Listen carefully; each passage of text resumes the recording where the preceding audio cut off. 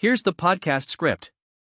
A United Airlines flight encountered a drone during its descent into Newark Liberty International Airport, and now the FAA is investigating.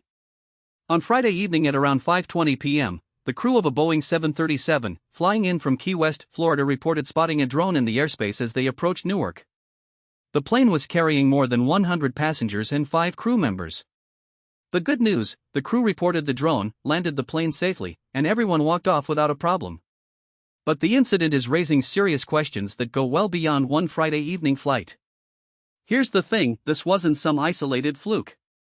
The FAA says it receives more than 100 reports of drone sightings near airports every single month. Federal rules already prohibit unauthorized drone flights near airports in controlled airspace, and even authorized operators have strict altitude limits and regulations to follow. But enforcement hasn't exactly kept pace with the explosion in drone activity. And the timing matters. This comes at a moment when the federal government is under growing scrutiny over how it handles drones near aviation.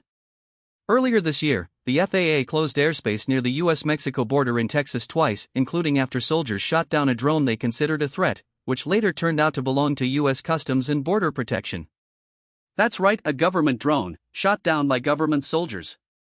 The communication gaps between federal agencies are real, and they're worrying aviation officials and lawmakers alike.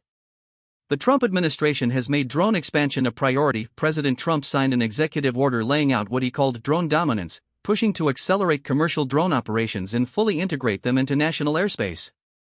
Drone companies have been lobbying hard for exactly that kind of green light. But the federal government still hasn't established comprehensive rules defining what safe drone operations in shared airspace actually look like.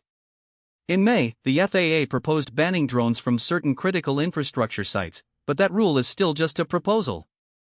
Then there's the air traffic control problem layered on top of all this. Newark has been a flashpoint. Back in May 2025, controllers at Newark briefly lost communication with planes, triggering delays and prompting some traumatized controllers to take medical leave. The FAA has been hemorrhaging controllers for years and struggling to replace them, creating a shortage that aviation officials describe as severe and, at times, dangerous. So when a drone pops up in that same airspace, it's not happening in a vacuum. It's happening in a system already under strain. Friday's encounter is a reminder that the gap between the ambition to expand drone use and the infrastructure to do it safely remains very much open, and flights full of passengers are operating in that gap every day. I'm signing off on this one, but keep watching the skies, because it turns out, there's a lot more up there than just planes.